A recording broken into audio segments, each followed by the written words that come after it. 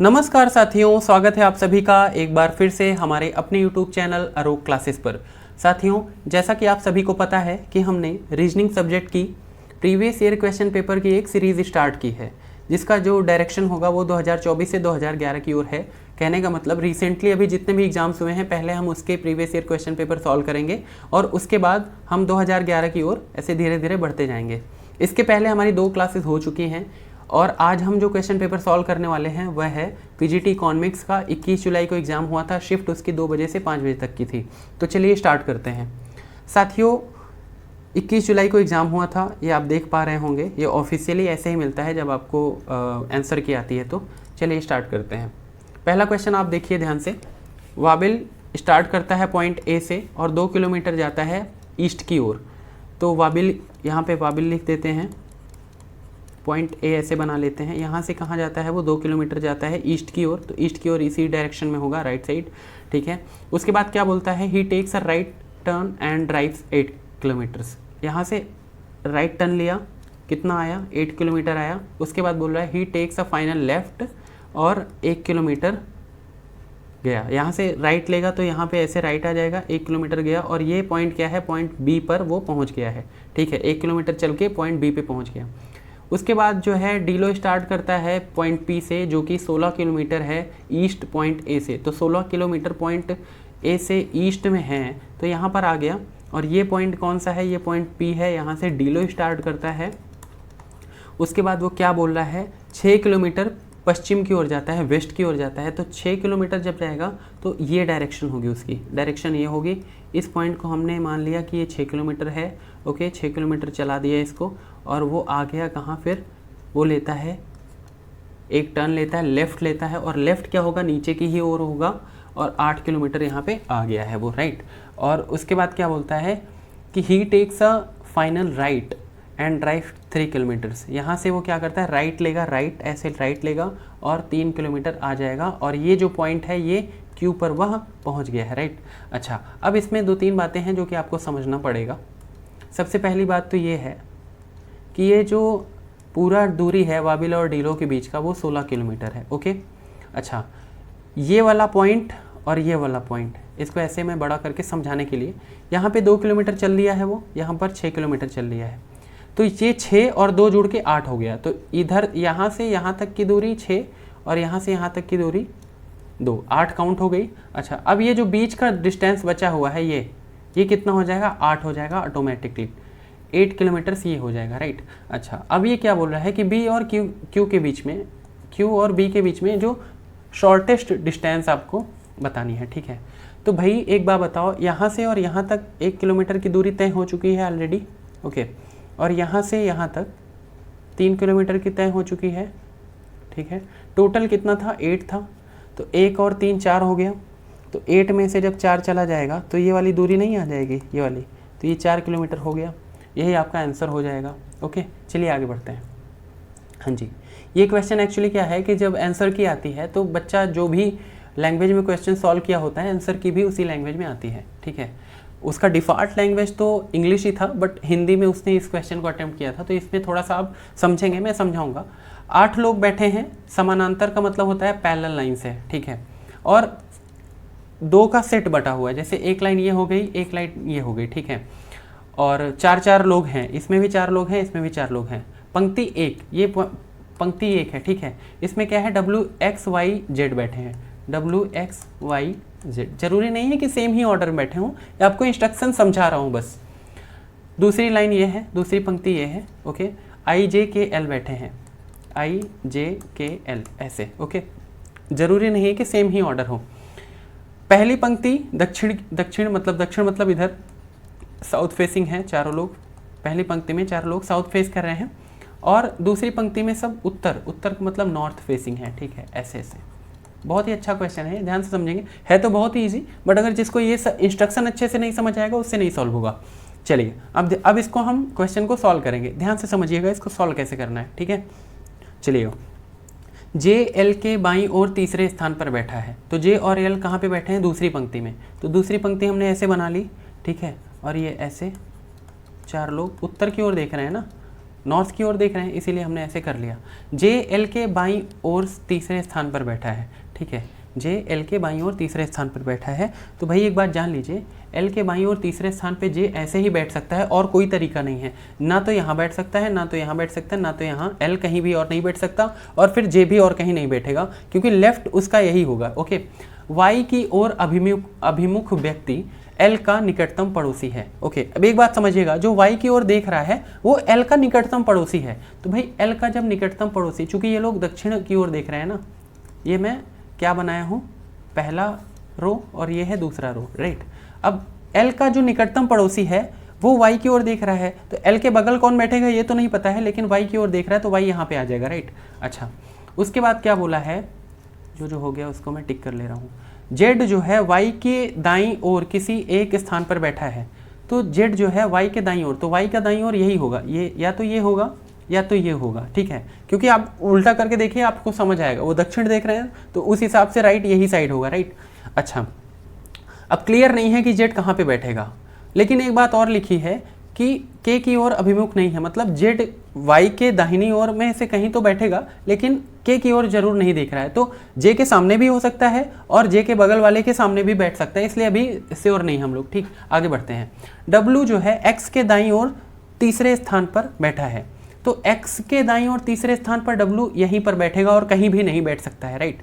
अच्छा, अब ये वाली लाइन भी हो गई। अब बात यहाँ पे समझिए, जेड वाई के दाईं ओर किसी एक स्थान पर बैठा है, तो वाई के दाईं ओर जेड यहीं बैठेगा। अच्छा, के की ओर नहीं देख रहा है, मतलब जेड के सामने वाला के नहीं होगा, तो के कहाँ होगा, एल के जस्ट बगल वाला होगा। अच्छा, अब जेड के सामने आई ही जगह बची है, पूछ क्या रहा है, आई के सामने कौन बैठा है, तो आई के सामने जेड बैठा है, यही आपका सही हो जाएगा। आई होप कि आप समझ पाए होंगे। चलिए आगे बढ़ते हैं। हाँ जी, ये क्वेश्चन है, यहाँ पे ऑड वन आउट फाइंड करना है कि ऑड कौन सा है इनमें से। तो चलिए देखते हैं।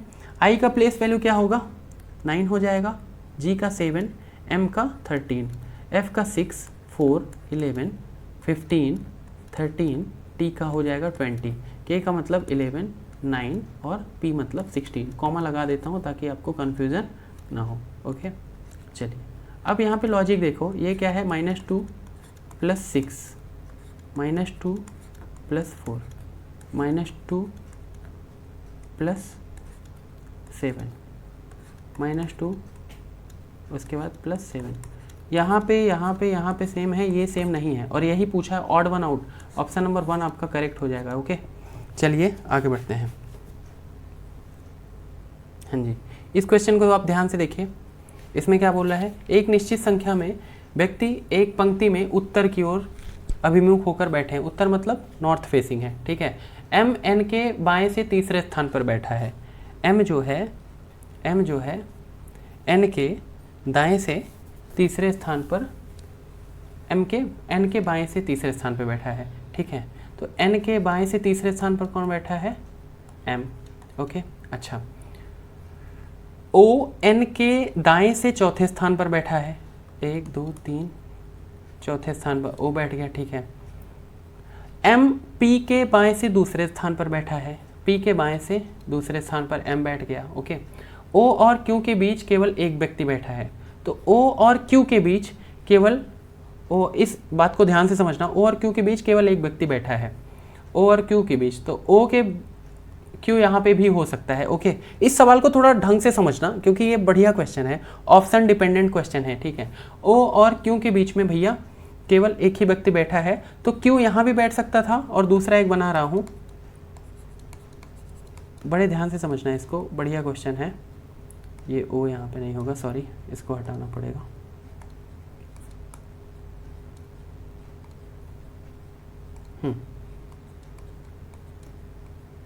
तो ओ और क्यू के बीच में क्या बोला है, केवल एक व्यक्ति, तो क्यू इधर भी तो हो सकता है और ओ यहाँ पे होगा, ठीक है। अच्छा, आर क्यू के दाएं से दूसरे स्थान पर बैठा है, आर जो है क्यू के दाएं से दूसरे स्थान पर बैठा है, तो आर जो है क्यू के दाएं से यहाँ तो बैठेगा नहीं आर, ठीक है।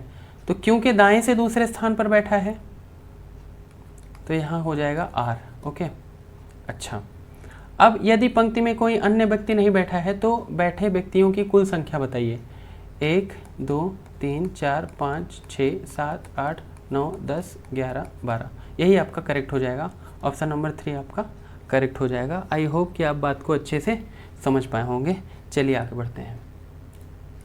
हाँ जी, इन अ सर्टेन कोड लैंग्वेज, ये आपका मतलब कोडिंग दिया हुआ है, ये ब्लड रिलेशन बनाना है बेसिकली आपको, कोई दिक्कत नहीं है। Based on the above how is S related to M, S का एम के साथ क्या संबंध है, इफ़, ये पूरा इसको आपको बनाना पड़ेगा ट्रिक। चलिए बनाते हैं। एम प्लस पी, तो इसको सॉल्व कैसे करते हैं ये समझिएगा। एम प्लस पी बोला है ना, तो अपने दिमाग में ए प्लस बी पर जाना है, लेकिन दिमाग में क्या रखना है, एम प्लस पी रखना है। तो एम प्लस पी का मतलब क्या है, M is the mother of P, तो M is the mother of P की मदर हो गई एम। ओके, अच्छा, उसके बाद पी इंटू क्यू पे जाना है, दिमाग में ए इंटू बी पे जाना है एक्चुअली, बट दिमाग में पी इंटू क्यू ही रखना है। तो पी इंटू क्यू का मतलब होगा P is the wife of Q, P is the wife of Q, P is the wife of Q. Okay, अच्छा, माइनस को मैं फीमेल से डिनोट करता हूँ, प्लस को मैं डिनोट करता हूँ मेल से। ओके, अब Q डिवाइडेड बाई R है, Q डिवाइडेड बाई R, तो Q is the father of R, Q is the father of R, Q जो है R का फादर है। R minus S, R is the brother of S, R is the brother of S। Okay, S plus T, S is the mother of T, S is the mother of T, S जो है T की mother है। Okay, अब क्या पूछ रहा है कि S और M के बीच में क्या संबंध है।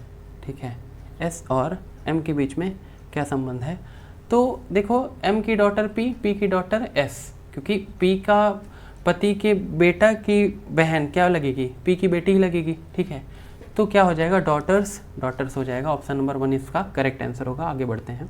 हाँ जी, यहाँ पे क्या है देखना ध्यान से।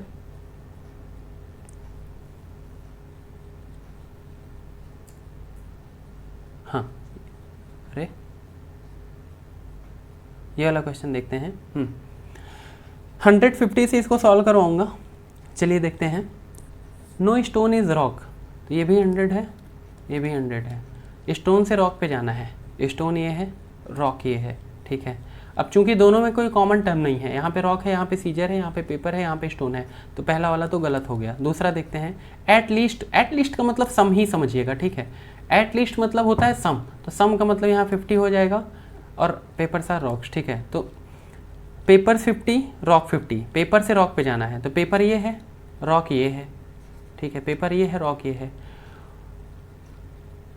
कॉमन टर्म नहीं, पहले और तीसरे से नहीं जाएंगे, पहले और दूसरे से जाएंगे। ठीक है, पेपर ये है, रॉक ये है, सीजर हो गया कॉमन, तो यहाँ पे सीजर 50, यहाँ पे हो गया 100। ठीक है, दूसरे वाले स्टेटमेंट पे सीजर 100 हो जाएगा, तो 100 और 50 आपस में जुड़ जाएंगे। पेपर 50 देखना है, रॉक 50 देखना है, पेपर 50 है, ठीक है, और रॉक भी 50 है, जुड़ जाएगा आपस में। ओके, और आराम से जुड़ जाएगा, अब ये वाला करेक्ट हो जाएगा, केवल दूसरा सही होगा इसका। ठीक है, ओनली कंक्लूजन 2 फॉलोज हो जाएगा। ओके, चलिए आगे बढ़ते हैं। हाँ जी, ये वाला क्वेश्चन बहुत इजी है। 21, 38, 55, 72, 89 और क्वेश्चन मार्क। यहाँ पे देखो 17, 17, 17, 17, ये सब में +17 हो रहा है। ठीक है, सब में +17 हो रहा है, यहाँ भी +17 हो जाएगा। कितना हो जाएगा, 106 हो जाएगा, क्योंकि ये वाला 17 जुड़ जाएगा 89 में, तो 106 हो जाएगा। ऑप्शन नंबर 2 इसका करेक्ट। आगे बढ़ते हैं।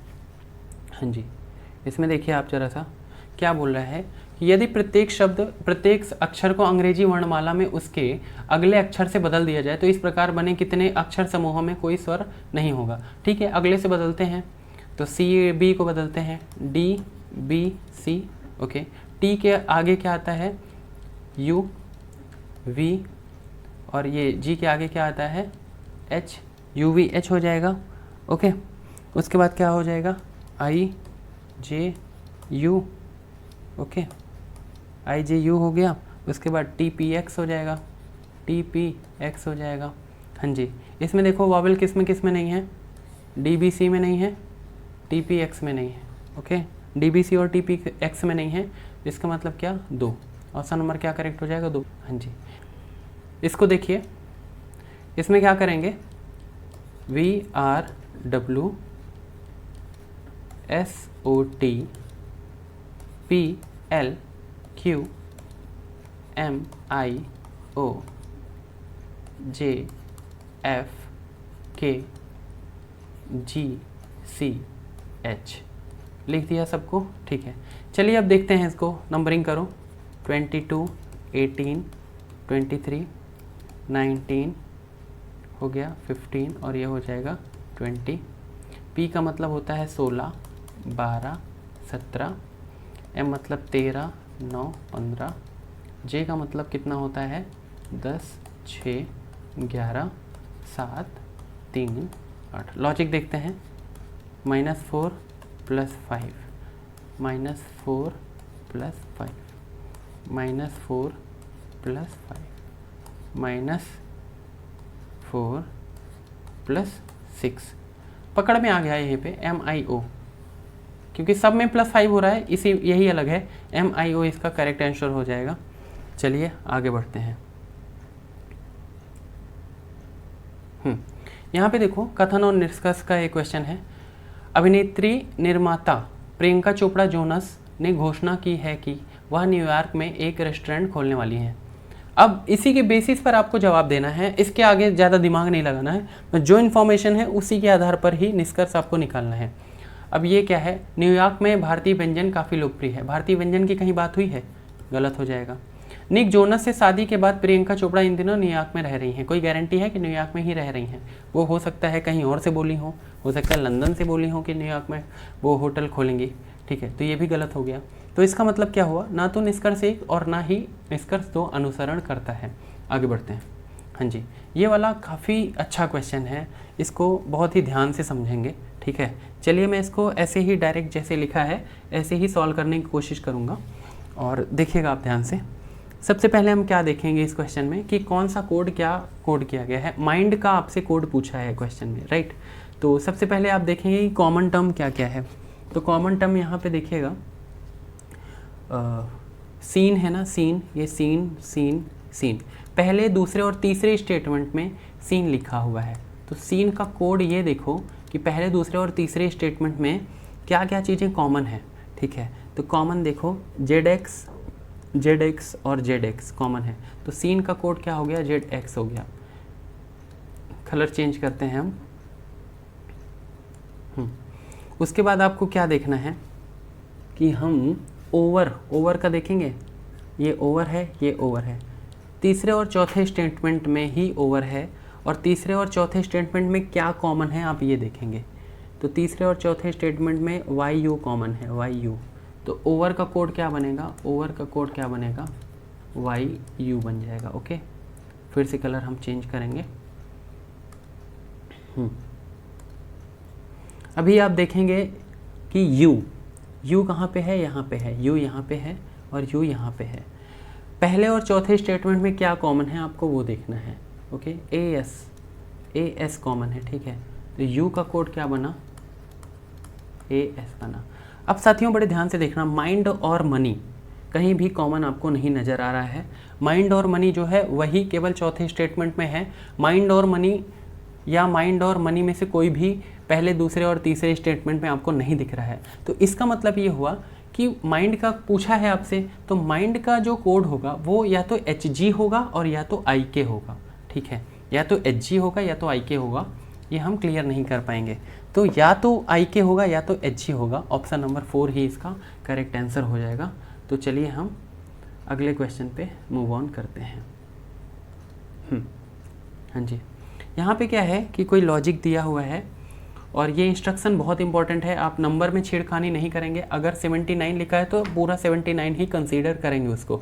ओके, यही इंस्ट्रक्शन है। बहुत लोग इंस्ट्रक्शन पढ़ते नहीं और क्वेश्चन सॉल्व करना स्टार्ट कर देते हैं। चलिए यहाँ पे देखना, यहाँ पे जो लॉजिक लग रहा है बड़े ध्यान से समझना। ये -11 हो रहा है, फिर उसके बाद क्या हो रहा है आपका -7 हो रहा है, फिर आपका क्या हो रहा है माइनस यहाँ पे 4 हो रहा है। ओके, फिर वैसे यहाँ पे -11 -7 -4 हो रहा है। इसी तरह से ये एक्चुअली 4 होगा, 4 होगा, ठीक है। अब आपको सेम लॉजिक ढूंढना है। तो सेम लॉजिक आपको कहाँ पे दिख रहा है, पहले ऑप्शन में देखो -11, फिर -7, फिर आपको -4। पहला ही ऑप्शन आपका करेक्ट हो जाएगा। ओके, चलिए आगे बढ़ते हैं। हाँ जी, ये वाला काफ़ी अच्छा क्वेश्चन है। इसमें कह रहा है कि ऐसा कौन सा, एक्चुअली बड़ा इजी क्वेश्चन है ये, ठीक है, बट ये टाइम टेकिंग है, तो आपको पिक करना पड़ेगा, बहुत ही फास्ट कैलकुलेशन होगा तभी आपसे ये सॉल्व होगा। चलिए इसको देखते हैं सॉल्व करके कि क्या क्या चेंज करेंगे तो होगा। ओके, 27 + 5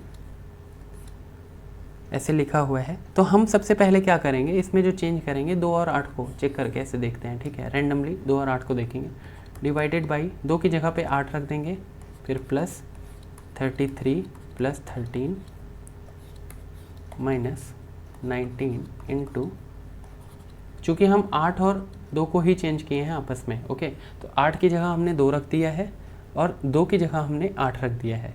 ओके, और इक्वल टू 12। ओके, चलिए सॉल्व करते हैं, कितना हो जाएगा 32। हाँ जी, ये वाला नहीं आएगा यहाँ पे, 32 के बाद यहाँ पे क्या हो जाएगा आपका, डिवाइडेड बाई 8 प्लस क्या हो जाएगा 46 माइनस ये क्या हो जाएगा आपका 38 = 12। तो इसको जब सॉल्व करेंगे ना, ब्रैकेट 4 हो जाएगा और ये क्या हो जाएगा आपका 46 - 38 = 12। ये हो जाएगा 50 - 38 = 12 और यही आपका सही हो जाएगा। ऑप्शन नंबर 4 ही आपका करेक्ट हो जाएगा, क्योंकि ये करेक्ट आ गया आपका आंसर एक ही बार में। आगे बढ़ते हैं। हाँ जी, ये क्या कह रहा है, इस वाले क्वेश्चन को ध्यान से समझेंगे कि GHIPQ एंड R, ये क्या है, ये 6 लोग हैं और 6 अलग अलग फ्लोर पे रहते हैं। लोअर जो फ्लोर है वो पहला फ्लोर है और सबसे ऊपर वाला 6वां है। तो 1 2 3 4 5 6, ठीक है, बड़ा ही इजी। DSSS में रीजनिंग बहुत ही इजी लेवल की आती है। ये तो आप PGT का सॉल्व करें तब देखिए कितना इजी क्वेश्चन आया है, ठीक है, बट फिर भी आपको प्रैक्टिस करके ही जाना है, नहीं तो दिक्कत हो जाएगी। H lives on floor number 2, तो फ्लोर नंबर 2 पे H रहता है। ओके, ये वाला हो गया। Only 2 people live between H and Q, तो H और Q के बीच में केवल 2 लोग रहते हैं। अब भैया एक बात बताइए, जब केवल 2 लोग ही रहते हैं H और Q के बीच में, तो H से नीचे तो कोई रहेगा नहीं, तो Q यहाँ पे हो जाएगा, क्योंकि सिर्फ 2 ही लोग रहते हैं, तो Q का प्लेस भी पता चल गया आपको। ओके, उसके बाद कह रहा है P lives on a floor above Q, तो P जो है Q के ऊपर रहता है, तो एक ही फ्लोर बचा है, तो P यहाँ पे रहेगा। Okay, G lives on a floor below H, G जो है H के नीचे रहता है, G जो है H के नीचे रहता है, तो H के नीचे सिर्फ एक ही जगह है और G यहाँ पे रहेगा। Okay, I lives on an odd numbered floor, I odd number पे रहता है, तो I यहाँ पे हो जाएगा। अब बचा क्यों, GHI हो गया है, PQ हो गया, R यहाँ पर बैठ जाएगा। Okay, who lives on floor number 4, चौथे फ्लोर पे कौन, R रहता है, चौथे फ्लोर पे R रहता है। ऑप्शन नंबर 1 आपका इसमें करेक्ट हो जाएगा। मुझे नहीं लगता कोई भी दिक्कत हुई होगी। चलिए आगे बढ़ते हैं। हाँ जी, यहाँ पे देखना आपको जो असंगत समूह है, मतलब जो ऑड वन आउट आपको बेसिकली फाइंड करना है। तो चलिए देखते हैं। E का प्लेस वैल्यू कितना 5, H का कितना 8, 5 8। ओके, L का 12, F का 6, C का 3 6 10 4। कॉमा लगा देता हूँ ताकि आपको दिक्कत ना हो समझने में। G मतलब 7, J मतलब 10, N मतलब 14, H मतलब 8, J मतलब हो गया 10, M मतलब 13, Q मतलब 17, L मतलब 12। ओके, लॉजिक समझिएगा। +3 - 6 +3 - 6 +3 - 6 +3 - 5, तो यही वाला आपका जो है ऑड वन आउट हो गया। ऑप्शन नंबर 4 आपका करेक्ट हो जाएगा। देख रहे हैं कितना हलवा क्वेश्चन आ रहा है, ऐसे ही आता है। हाँ जी, अब ये वाला काफ़ी अच्छा क्वेश्चन है, मतलब इस पूरे क्वेश्चन के हिसाब से इन 20 क्वेश्चन में अच्छा क्वेश्चन मान सकते हैं इस क्वेश्चन को, ठीक है। तो चलिए देखते हैं कि इसमें क्या लॉजिक लग रहा है बेसिकली, ठीक है। तो सबसे पहले आप नंबरिंग करेंगे। ओके, नंबरिंग, तो इसको मैं यहाँ पे ऐसे सॉल्व कर रहा हूँ, थोड़ा सा स्पेस लेके, I G J N L O। Basically क्या कह रहा है, निम्नलिखित में से किस अक्षर समूह को हैश और परसेंटेज के साथ स्थान पर रखा जाना चाहिए ताकि ये जो आपका है प्रोपोर्शन के बाईं ओर के अक्षर समूह युग्म के बीच में अनुसरण किया गया पैटर्न मतलब सेम पैटर्न फॉलो कर रहा हो, राइट।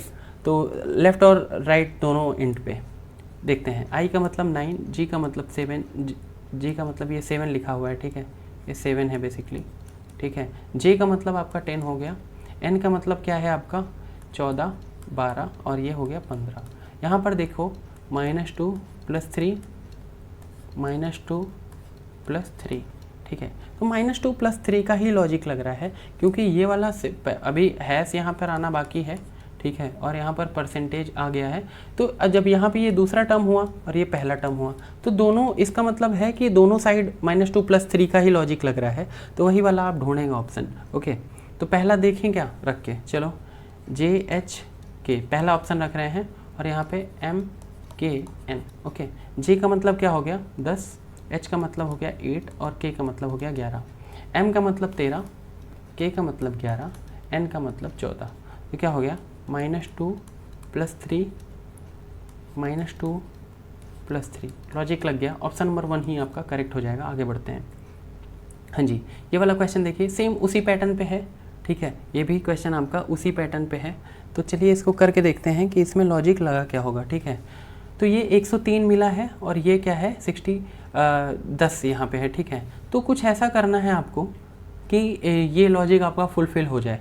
तो x की जगह अगर हम 15 रख के देखते हैं, तो x की जगह 15 रख दिया, फिर 103, फिर उसके बाद प्रोपोर्शन लगाया, यहाँ पर 10 रख दिया, फिर y की जगह पर हमने क्या 68 रख दिया, क्योंकि हम ऑप्शन नंबर 2 को ही चेक कर रहे हैं। अब यहाँ पर देखोगे 15 से 103 इंटू कितना हो जाएगा 7 और -2, 15 सत्ते 105, 105 में से 2 जाएगा तो 103 मिलेगा। उसी तरह इंटू 7 70 -2 68। तो यही, क्योंकि इंटू 7 -2 का लॉजिक लग रहा है दोनों में, तो ऑप्शन नंबर 2 ही आपका करेक्ट हो जाएगा। आगे बढ़ते हैं। हाँ जी, ये वाला क्वेश्चन आप देखेंगे कि ये कुछ दिया हुआ है, ठीक है, इसका मतलब ये, इसका मतलब ये। इस क्वेश्चन में कुछ देखना वेखना नहीं है, आपको डायरेक्ट क्या करना है, ऐसे 4 6 4 4 3 2 नंबर लिख लेना है। आपका ये सिंबल नहीं लिखना है, ठीक है, सिंबल नहीं लिखना है ऐसे क्वेश्चन में, नहीं आप अपना टाइम वेस्ट करेंगे। अब इंटू को क्या बोल रहा है, सीधा देख लो, इंटू को क्या बोल रहा है प्लस, तो प्लस लगा दो। डिवाइड को क्या बोल रहा है इंटू, इंटू लगा दो, ठीक है। प्लस को क्या बोल रहा है माइनस, माइनस लगा दो। फिर उसके बाद क्या है आपका, इंटू को क्या बोल रहा है प्लस, प्लस लगा दो। लास्ट में क्या है आपका डिवाइड, डिवाइड को क्या बोल रहा है इंटू। बस ऐसे लगा के सॉल्व कर लो क्वेश्चन। 4 + 24, बॉड मास का उल्लंघन मत करना, नहीं तो आपका सवाल गलत हो जाएगा, ठीक है। 4 + 24 -4 + 6, ये हो जाएगा, ये हो जाएगा 28 -4 + 6 34, ये और ये जुड़ जाएगा, -4 कितना आ जाएगा 30। तो आपका क्या ऑप्शन सही हो जाएगा 30 करेक्ट हो जाएगा। आई होप कि आप समझ पाए होंगे। आगे बढ़ता हूँ। यहाँ पे क्या है, ऑड वन आउट आपको फाइंड करना है, ठीक है। हमेशा आप नंबर दूर दूर लिखेंगे, जिससे कि क्या है आपको नंबरिंग करने में, ये लेटर्स आप लिखेंगे जिससे नंबरिंग करने में दिक्कत ना हो। कोडिंग डिकोडिंग बहुत ही ज़्यादा पूछी जाती है DSSP में, इस वजह से आप अच्छे से उसको पढ़ के जाएंगे। TXA, ठीक है। अब इसमें फटाक से नंबरिंग करो, 1 5 9 10 14 18 19 23 1 2 6 10 11 15 19, टी मतलब हो जाएगा 20 24 और ये क्या है 1। बहुत ध्यान से समझना, बढ़िया सवाल है। +4 +4 +4 +4 +4 और ये +4 ही हुआ है, क्योंकि एक बात समझिएगा, अगर आप 23 + 4 करेंगे तो 27 मिलेगा, और 27 को जब आप तोड़ेंगे 26 + 1 में टूटेगा, और फर्स्ट फ्लोर पे क्या आता है, फर्स्ट नंबर पे 1 आता है। ये मैं आपको सिखाया हूँ। एक बार फिर एक और एग्जांपल देता हूँ। अगर 30 लिखा है, इसको 26 + 4 में तोड़ो, तो 4 का जो लेटर होगा वही 30 का वैल्यू होगा, तो डी होगा, क्योंकि 26 पे तो पूरा लेटर खत्म हो गया। अब ये फ्रेश से स्टार्ट करो, 4 मतलब डी हो जाएगा, राइट। तो इस लॉजिक से मैं करता हूँ और आपको ये सिखाया भी हूँ। ये +4 +4, यहाँ पे +4 +4, ये जानबूझ के इतना लंबा क्वेश्चन दिया है ताकि आपका टाइम वेस्ट हो। यहाँ पे क्या है +4 और यहाँ पे क्या है +4 नहीं है, यहाँ पे +3 हुआ है एक्चुअली, क्योंकि 24 से 3 27 और 27 का मतलब ये बताया हूँ आपको, ठीक है। तो TXA ही आपका क्या है ऑड है, और यही आपका करेक्ट आंसर हो जाएगा, क्योंकि ऑड ही पूछा है। आई होप कि आपको ये क्वेश्चन समझ में आए होंगे और अच्छा लगा होगा सेशन। तो चलिए ठीक है साथियों, अपना ध्यान रखिए। आप लोग ये सब करने का मन हो कर दीजिएगा, कमेंट करके बता देना कैसा लगा क्लास। इस क्वेश्चन पेपर का मैं PDF भेजूंगा इस चैनल पे अरोक क्लासेस, आप टेलीग्राम पे सर्च करेंगे आपको मिल जाएगा, तो मैं वहीं भेज दूंगा। आप इसका PDF निकाल के प्रैक्टिस भी कर सकते हैं। ओके, तो चलिए ठीक है, फिर मिलते हैं आपसे अगले सेशन में। तब तक के लिए गुड बाय।